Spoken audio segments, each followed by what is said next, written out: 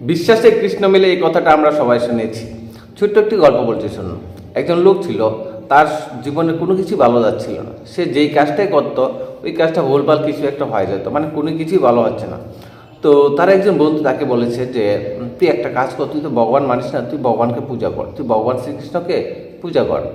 তো সে বললো না না, এসব ভগবান টগবান দিয়ে কী হবে, আমি যদি ঠিকভাবে কাজ না করি তা তো হবে না। তো সে তবু কী করলো, বললো না তুই পূজা কর, ভগবানের পূজা করে তো দেখ। তারপর বন্ধুর কথা শুনে লোকটা বাজারে গেল এবং বাজারে গিয়ে ভগবান শ্রীকৃষ্ণের একটা মূর্তি আনলো এবং আনার পর ঘরের মধ্যে একটা র্যাক বানায় এবং ওই জায়গাতে ভগবান শ্রীকৃষ্ণকে রাখার পর প্রতিদিন স্নান টান করে ভগবান শ্রীকৃষ্ণকে ধূপধুনা দেয় এবং মনে মনে কিছু একটা বলে। তো এরকমভাবে চলতে থাকে 6 মাস, 1 বছর, 2 বছর চলে যায়, তার জীবনের আর কোনো পরিবর্তন হয় না। সে যেরকম ছিল সেরকমই আছে, কোনো পরিবর্তন নেই, তার ব্যবসার কোনো পরিবর্তন নেই, তার মানসিক চিন্তাভাবনার কোনো পরিবর্তন নেই। তো এইভাবেই চলছে তার জীবন। তারপর তার আরেকজন বন্ধু বলল, তুই তো ভগবান শ্রীকৃষ্ণের পূজা করিস, তুই একটা কাজ কর, তুই মা কালীর পূজা কর, দেখবি মা কালী তোর সময়টা ঠিক করে দেবে।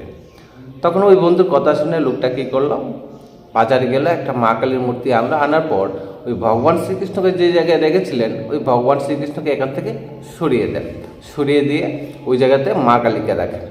এবার মা কালীকে রাখার পর উনি ধূপধুনা দিতে থাকেন মা কালীকে।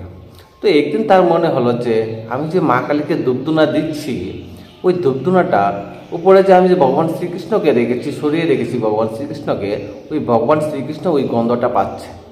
আমি একটা কাজ করি, ওই ভগবান শ্রীকৃষ্ণের মুখটা আমি কাপড় দিয়ে বেঁধে দিই, তাহলে ভগবান শ্রীকৃষ্ণ আর ওই গন্ধটা পাবে না। তারপর উনি গেলেন, একটা সিডি আনার পর উপরে রাখা যে ভগবান শ্রীকৃষ্ণ, ওই শ্রীকৃষ্ণকে একটা কাপড় বাঁধতে গেলেন। যখনই কাপড়টা বাঁধতে গেলেন ঠিক তখনই ভগবান শ্রীকৃষ্ণ প্রকট হয়ে ওনার হাতটা ধরলেন। উনি অবাক হয়ে যান। উনি ভগবান শ্রীকৃষ্ণকে বলেন যে আমি আপনাকে এতদিন ধূপধুনা দিয়েছি কিন্তু আপনি প্রকট হননি, আজকে আপনি প্রকট হয়েছেন, আপনাকে যখন আমি বাঁধতে গেলাম কেন? তখন ভগবান শ্রীকৃষ্ণ বলে যে তুমি এতদিন শুধুমাত্র আমাকে ধূপধুনা দিয়েছো, কিন্তু বিশ্বাস করোনি যে আমি আছি। কিন্তু তুমি আজকে বিশ্বাস করেছো যে আমি আছি, আর এই বিশ্বাস করেছো বলে তুমি আমার মুখটা বাঁধতে এসেছো, আর সেই জন্যে আমি প্রকট হয়েছি।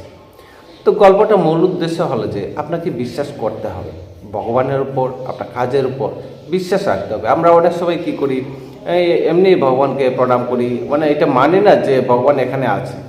আমরা যেই কাজটা করছি, যে কথাবার্তা বলছি, আমাদেরকে এটা বিশ্বাস করতে হবে যে আমার কাজটা ভগবান দেখছে, আমার কথাগুলো ভগবান শুনছে, এবং সেভাবে আমাদেরকে চলতে হবে। তো বন্ধুরা, গল্পটা কেমন লাগলো, গল্পটা থেকে আপনারা কী শিখতে পেরেছেন তা কমেন্ট বক্সে অবশ্যই জানাবেন।